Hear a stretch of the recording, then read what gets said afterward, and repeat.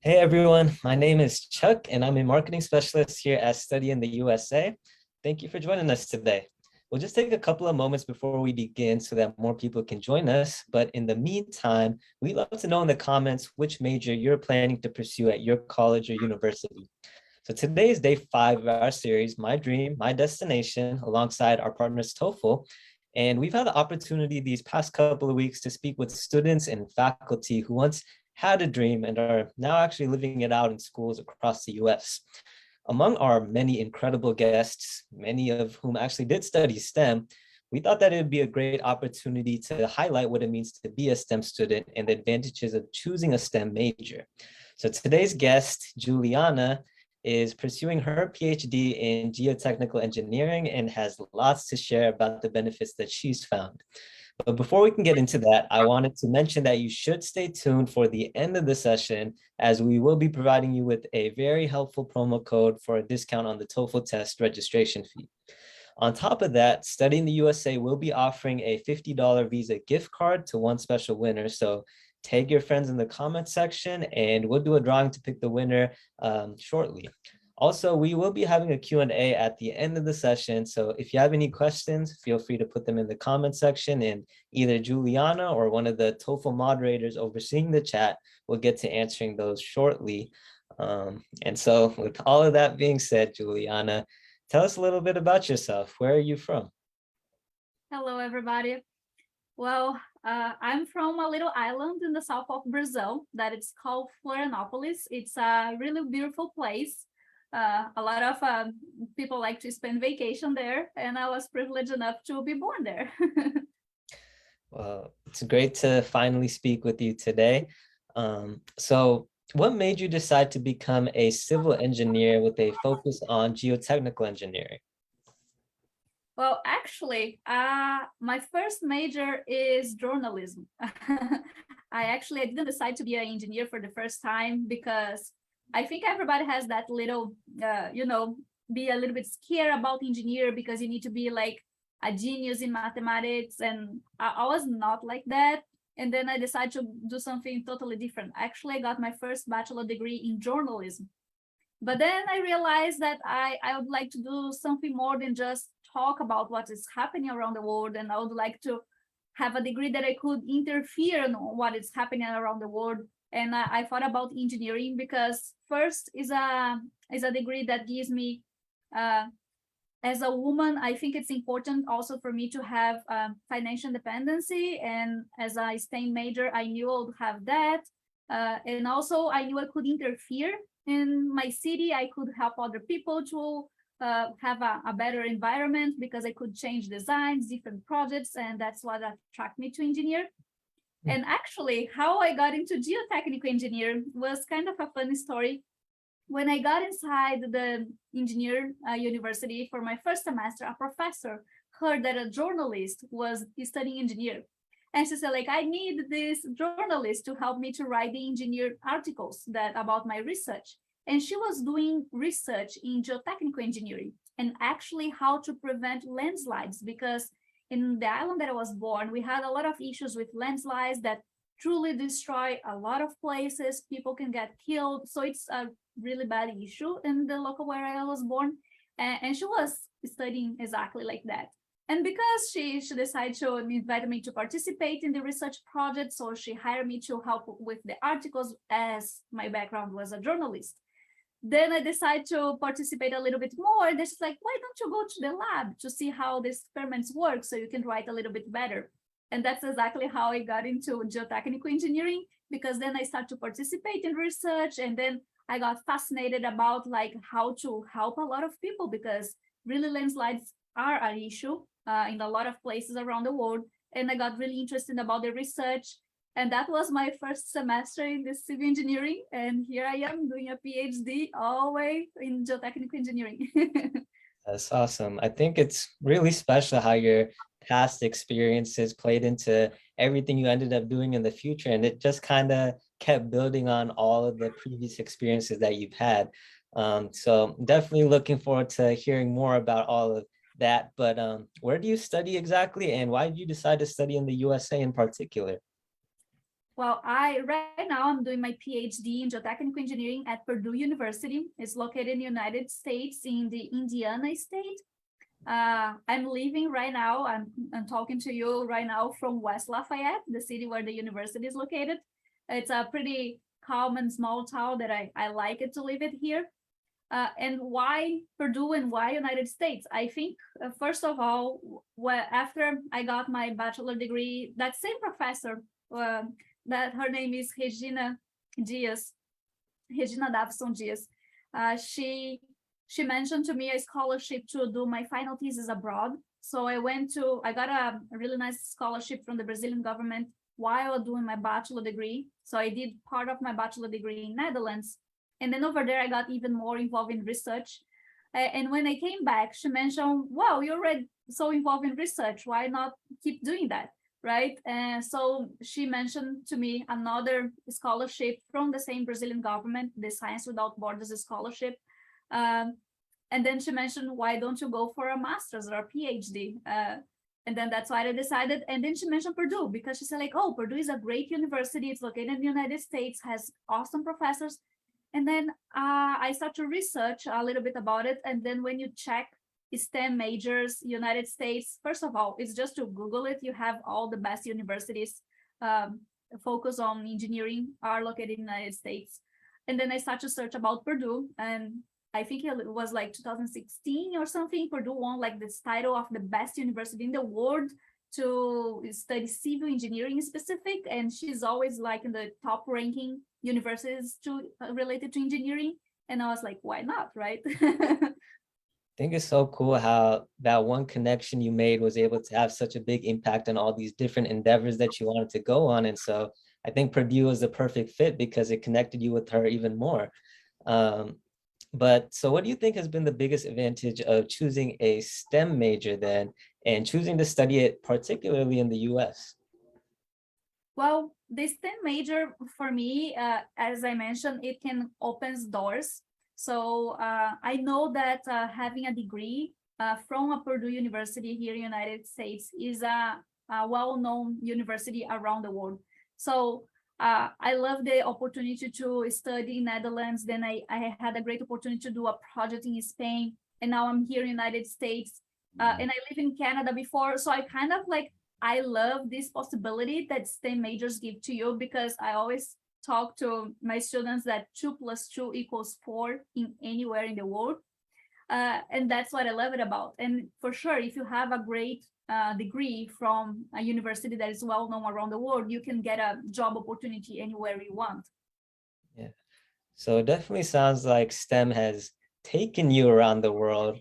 But on the other hand, how do you think that STEM students can impact the world? Yes, I think that is the main thing that made me passionate about STEM. Since my first project, like where we can research and understand why those landslides are happening, how we can prevent, how we can inform the population that live nearby to say, hey, today is raining a lot. It's a huge possibility that a landslide will occur in this area. So we can inform the population, they can leave this area and be safe and make sure that nothing happens. So for sure, I already work in some cool projects. I already work in 2 bridges, one in the city that I'm living right now in West Lafayette. So I truly help my local community to go back and forth to work every day. I work in another bridge in Florida. And it's pretty cool to see people using the bridge now, where a place it was like nothing, and kind of develop the area. So I see the real results on a day-by-day basis from my work, and I really like that impact that engineering gives to people. That's awesome. It seems like all the different experiences that you've gotten have actually made you more capable of impacting these situations that you're placed in. And so before we move on to the next question, I did want to mention for those who are watching that you should stay tuned for the end of the session, as we will be providing you with a TOEFL promo code. We will also be having a Q&A at the end of the session, so feel free to put any questions you have in the comments, and either Juliana or one of the TOEFL moderators will get you answering those shortly. So this next question, Juliana, is how has your command of the English language shaped your experiences in both your STEM education and your career opportunities? I think knowing different languages, it was essential for me to be here, even talking to you today, because otherwise we couldn't communicate, right? So for sure, learning English, I knew since the beginning, like when I was a kid, my family made sure that like, oh, you have to learn English because this is gonna open doors for you. And it really has opened doors for me. So first of all, for me to be able to achieve those scholarships who helped me to study in different places, it was mandatory in the scholarship that I had like a TOEFL test, that I had passed the TOEFL test, that I could, because it's hard for you to study in a different country if you don't speak the language, right? So for sure, speaking English and passing the TOEFL test and being through all this process shaped my life and my career, and also shape everything that I've been doing since then, you know, because I be able to live in different countries, study and work thanks to all those opportunities, thanks to learning English. Yeah, I mean, English really does connect you with the entire world in a way. So everyone's had a different experience learning English to prepare for studying in the US, whether it's by taking classes or immersing yourself in English language material. So what did you do to prepare for your English language assessment and for studying here in the US?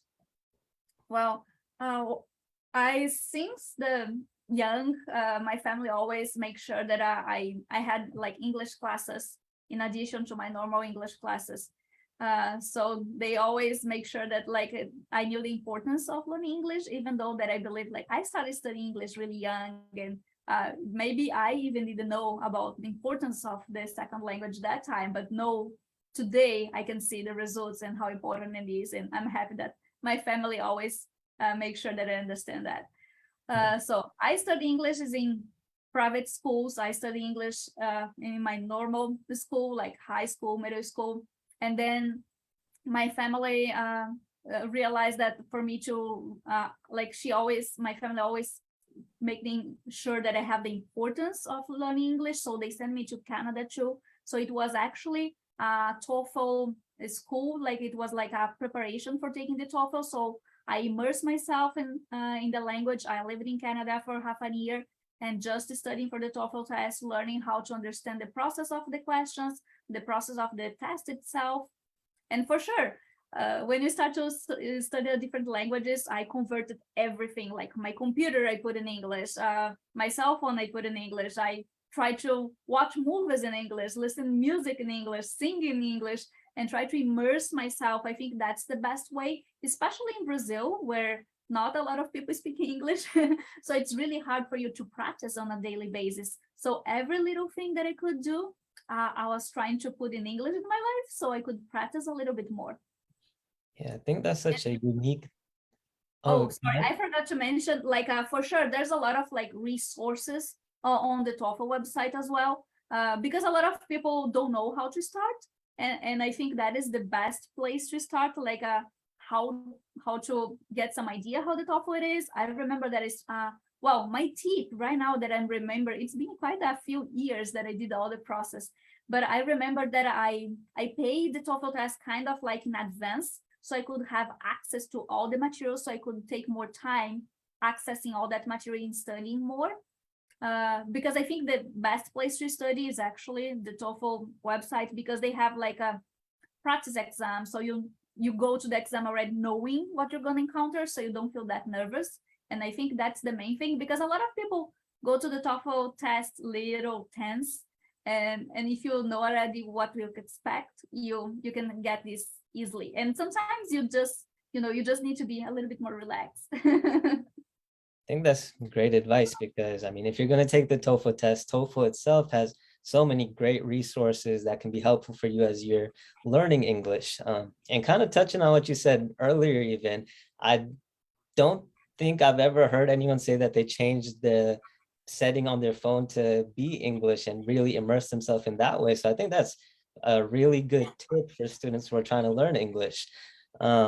So tell us a little bit about your decision to take the TOEFL IBT test then. You took the test a little while ago before there were all these new options available, but if you had options such as the TOEFL Essentials, do you think that you would have chosen one of these different options? Well, right when I did the test, I didn't have the option to choose because the universities required the TOEFL EBT. So for me, it was kind of like, and those options didn't exist before. I'm kind of feeling old right now. But I took the test in 2014. So that's been a while, the last time that I took the test. Uh, so we didn't have much options, but it was just the option that the university requires. For sure, if I had more options, it will be easy for me because I remember I had to take the TOEFL EBT that you have to go to a school to take the test. I couldn't do at home. I feel that after the pandemic, the good thing is everybody's already a little bit more used to online things. So for sure, for me, it would be really helpful if I could take the online version because I had to actually relocate myself to a different state, to a different city, just to take the TOEFL. And today it wouldn't be necessary. So that's a great opportunity now that helps a lot of people. Yeah, I think it does make a big difference having all these options available to you. And TOEFL is probably the only test that does give you all of these options. So definitely research before you go and take your test for what will be best for you. But what tips do you have for future test takers on how to best prepare for taking the TOEFL test? And yeah, what tips would you give them? Well, I would say practice, practice, practice. I think practice make perfection. And for example, for me, the worst, I would say, grade that I had was in the writing part. And I assume because it was the part that you always get like, I'm not really comfortable writing a full text right now, and then you don't practice. And then when you go to the test feeling, ooh, I didn't practice that much this area, you already get that a little bit nervous about it. And I feel that totally interfere in your test because for me the harder part was not actually the test itself, was the time. So when I can practice more times and get comfortable with the timing, get comfortable with like, okay, maybe also I would say sometimes you get stuck in a question and then you feel like, oh, I'm not really sure about this question. Sometimes it's best to jump the question because one question will not kill your whole grade, and then spend time on the next questions that you could get a better grade instead of losing all your timing because of one little question. So I think timing for me was really important, and practice. So take the resources that the TOEFL website offers to you. I think those are the best because they are the place who are going to be testing you. So it's better just to go to straight to the person who knows the most. That is the TOEFL test, the TOEFL website, and they have the resources and they can give you like some practice examples that you can learn and see how it goes. So when you go to the day of the test, you're not nervous. Yeah, those are some great pieces of advice. And speaking of advice, there are 4 sections to the TOEFL test, the reading, listening, speaking, and writing. And so for each of those sections, what advice would you give specifically for them? Well, I like to talk. So for me, the speaking part was not that hard. But for sure, as I mentioned, I put all my resources, even my GPS, I put everything in English, even when I was living in Brazil. My friends would start to laugh at me. I was like, why are you putting everything in English? But for me, it was a way to practice, So practice speaking, practice listen, and also I remember my test that time, they put some different accents. So it's also important for you to know that a lot of people around the world with different accents speak English. So it's also good for you to get to know a little bit more. So if you can listen to music or TV from different places around the world with different English accents, I think that's a great idea. Yeah. So that was for the speaking, for sure, practice as much, even though sometimes I like for the speaking also to talk and record and listen myself. So that was something that I did a bunch of times because I could hear my mistakes, that probably I'm already committing a couple of mistakes in this talk right now. But as someone who has English as a second language, for sure, you're not going to be perfect. But I think also my tip is for people who are taking the TOEFL test, you don't need to be 100% fluently. when I did my TOEFL test back in the days in 2014, my English was not that good. And I was able to pass it. So just practice.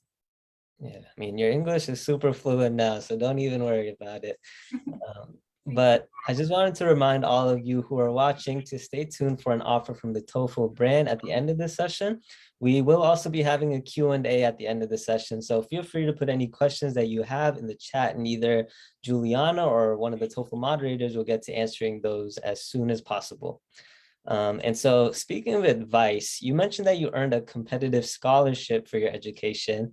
And so what advice would you give students looking to land a scholarship for their education? Well, thanks to these scholarships that I'm here today, thanks to those scholarships that I could take my career internationally.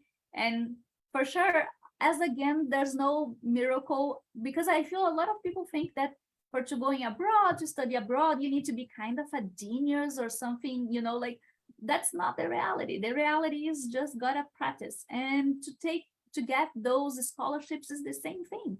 I didn't got my first scholarship. I didn't got the second scholarship that I applied. I applied to a bunch.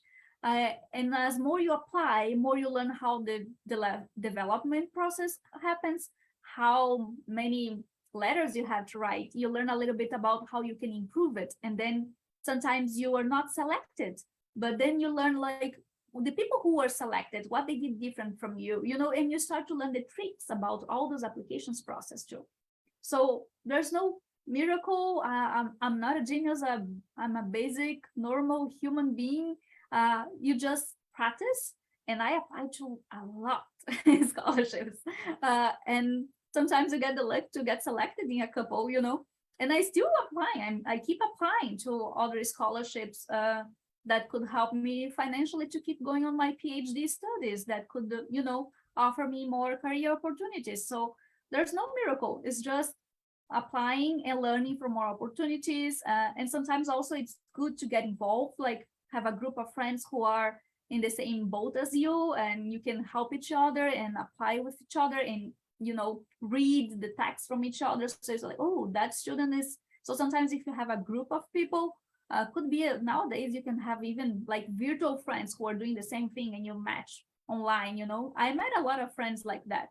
Oh, you're applying to that, and then we make like a Facebook group or something like that, and you help each other.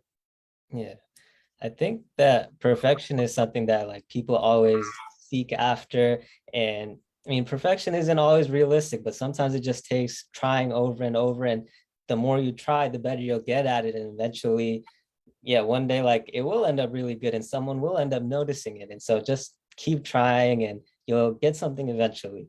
And so what's a project that you've worked on that you've enjoyed the most or you're most proud of?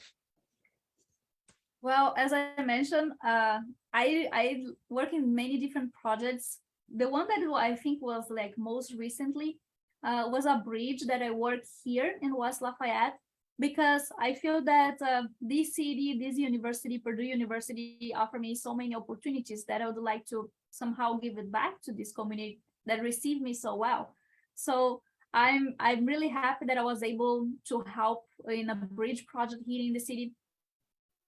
What happened is they hire a company to do the bridge project, and then they hire our professors team to develop the foundation. So I was part of that team.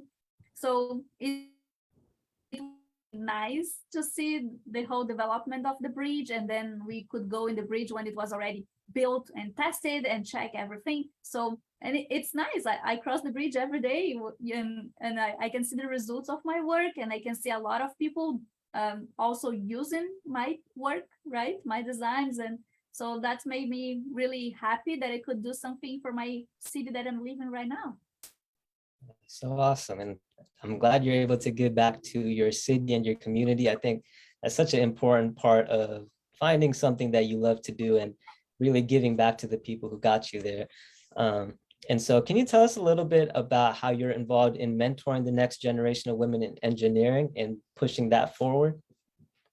Yes, well, STEM majors that they talk, that it's like mathematics, engineering, all those science related majors. It's And now that I work as a graduate assistant for the Women in Engineering program at Purdue University, and I know the numbers, and well, I don't even need to know the numbers. When I arrive in the classroom and there's just me as a female student, I can see the numbers right there, right? So we are still like 20-something% compared to the rest of the male population, especially in those STEM, like mathematics, engineering, science majors, technology. So it's, I really like to encourage women and encourage like all females, girls, women just to go for their dreams.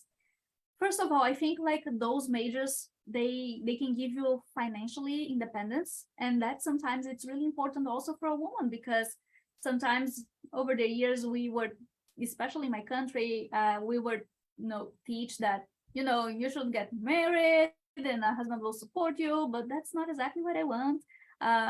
That's not what I like to have my independence. I can produce to the community. I can give results with my work, and I feel really proud that I can show that to other women too, that they can be productive as well for the society, right? We are half of the population, the whole world, and we can be really productive, and we can have the results of our work around our communities, and why not, And in other hands, you also have the financially independence that you can take your life wherever you want to go.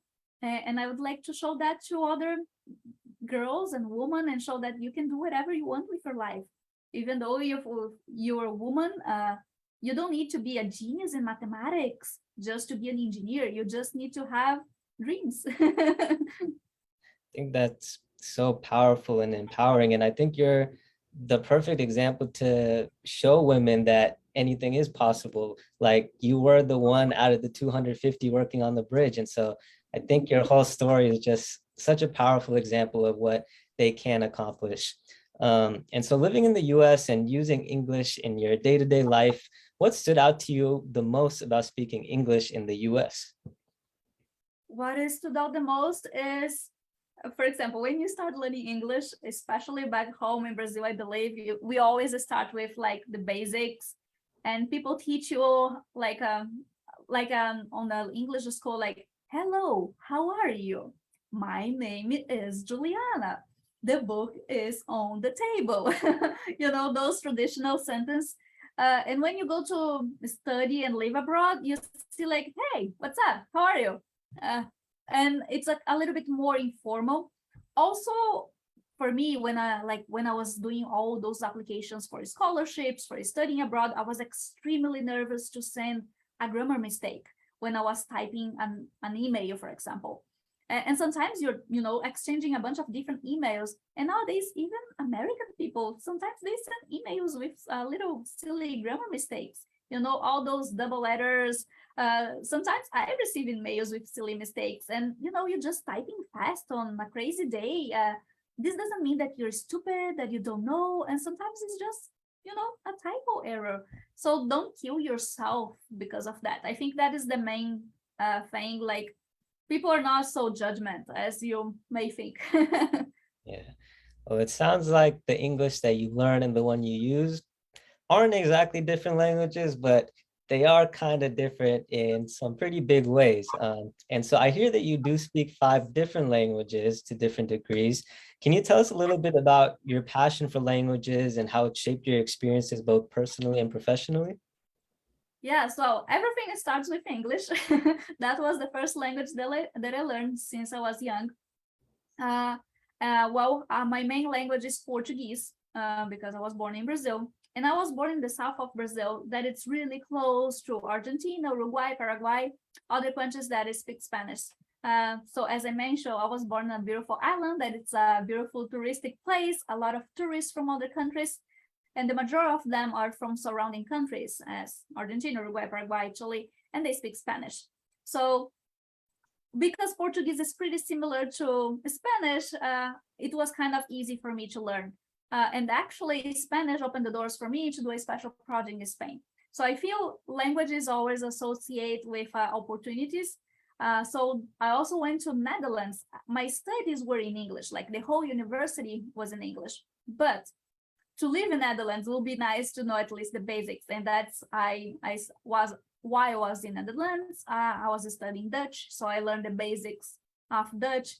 And my family has some, like my grandpa is from Germany, so because Dutch and German is really similar, so I actually studied a little bit of German while I was in high school, and I was able to correlate those languages. And I feel once you learn like your second language, you start to making associations. So for example, Spanish, Portuguese, Italian, a little bit of French. Sometimes they could be like Latin languages. So we have like some similarities. Even German and English sometimes has some similarities. So once you go to the second language, it's kind of, I feel the second language is the hardest one. But once you reach that place, the third, the fourth, it's kind of making more connections and it's easy to learn. That's so interesting. And it's so cool to hear that English kind of, wherever you go, it's just present there. And so having learned that first, I think that's been such a big, useful tool for you. And so now we're going to be moving on to the last planned question before our Q&A, but we just love for you to share any further advice that you have for potential future students. And if you were to speak to your younger self, what would you say to her? Well, I always think about that when I talk to my students, or when I talk to the students in the women engineering. It's like, trust yourself a little bit more. I feel I could even have way more opportunities in life if I had the courage to choose engineering first, if I had the courage to go for the big dreams before, you know. But I was always insecure about myself. I was insecure about my English. It's like, oh, I cannot pass the TOEFL test because my English is not perfect. It doesn't need to be perfect. Or you wanna like kill yourself because you commit a silly grammar mistake in an email, and it's like, I'm not gonna be approved in the scholarship because I commit this English mistake. Like, don't kill yourself for those stupid self-doubts. I feel you need to trust yourself, go with the gut, and just show to the world that what you're capable of, that sometimes that is enough, you know. And people will start to see that you have the capabilities. For sure, you have to work hard for that. Nothing is gonna fall on your lap. I think that is something, I'm not a genius, but I do work hard. And I think that's basically what I would say. And trust yourself, you know. Also, I'm always say you already have the know. Even though sometimes you're not 100% prepared, try it. Because now that I work with the women engineering, I have access to some research, and I know that, for example, if you have a job opportunity, usually male applicants, even though if they don't have like the 100% of the characteristics of that job, they will apply it. But women, if we don't have 100% of the characteristics that the job requires, we don't apply it. And sometimes we don't need the 100% of the characteristics to be selected for that scholarship, for that job, for that opportunity. So you already have the no. Try it, go for the yes. So just try it. I think that is my main advice. You know, don't be afraid, you know, because then you just froze yourself and you don't take on opportunities. That's so powerful. And I think something that I always like to tell myself is everyone falls down, but it's whether you decide to get back up or not that separates you. And so just keep getting up. Everyone makes mistakes, but it's what you learn from that and what you continue to push forward that matters. And so with that being said, at this time, we'll transition into our Q&A portion of the session. So we'll try to get through as many questions as we can. And also, I'd like to once again thank you, Juliana, as well as the TOEFL brand for making this session possible. And that promo code for the TOEFL test registration fee we've been promising you will be on the screen shortly. So I guess we'll go into our first Q&A question, which is, can you explain what STEM stands for and some examples of STEM fields or programs? Yes. So it's like science, technology, engineering, mathematics. So it's this area that it's englobes all those majors. So what majors are involved is like all types of engineering. So for example, I didn't even know that engineer has so many opportunities. So at Purdue, for example, we have biomedical engineering, mechanical engineering, civil engineering, electrical engineering. We have multidisciplinary engineering. that involves many things. So for example, if you want to work for Broadway and you work with music, you could be like an acoustics engineering. So there's so many different engineerings that you can work with. And that's basically what STEMs is related to that. And I think that it's really interesting to work in STEM because you have that understanding of logical thinking that the STEM like majors teach you. And any professional, I have friends who graduated with a degree in civil engineering who work in many different areas because you have that logical thinking that can be used in different professions. Yeah, I think that is what makes STEM such a unique major and what opens up so many opportunities for STEM majors. So this next comment, I really like it. It says, you speak so many languages. At this point in your life, what language do you dream in? Well, that is a fun question because actually, when I went to live in Canada to focus on my English, I stay in like in a Canadian family house, and in the bedroom they have alarm clock that actually talks. And that time, like coming from Brazil, I never saw alarm clock that talks. And in the morning, the alarm clocks always say, it's 7 o'clock, it's time to wake up, it's 7 o'clock, it's time to wake up. I still remember like the sound of that voice in my head. So I feel sometimes I dream in different languages, depends on the day. So for example, today I'm talking a lot here with you in English. So if I dream today, probably going to be something related to my day in English. But if I don't know, sometimes missing my family, or if I'm talking to my mom for a long time on the phone, sometimes happen to dream in Portuguese, that it's my main language. But still, I think English and Portuguese are the language that I use the most. Well, when I was living in Netherlands, I use a lot of Dutch and German sometimes, but still, I think Portuguese and English are the main language that I already dream of. It's so funny how that works. And so this looks like it's the last Q&A question we have for the day. So it is, how did the TOEFL prepare you for learning English? Well, it prepares a lot because it gives you an overview of everything. Because especially if you're going to really live in a different country, you need to have the 4 skills. You need to be able to speak, to listen, to read, and to write. And I think that is a basic overview because there's a lot of people, oh, I can sing in English, so you learn the words. But if you don't know how to read and interpret a text, you cannot go that far, right? So I think that the concept of the TOEFL test with those main 4 characteristics help you to guide you, like, and also because you can get like separate grades for each one. So it's like, oh, I need to improve my writing, I need to improve my speaking. I think it's a really good guide for you how you can work in the next step of your development of your second language. Yeah, well, I guess with that being said, thank you again, Juliana. And also, I would also like to thank the TOEFL brand for making this session possible. We'd also like to thank all of you for joining us. But before we log off, I just wanted to remind you to pick up your TOEFL promo code, which is Juliana30 for the TOEFL IBT test. And we look forward to seeing you at our next session. See ya. See you. Thank you.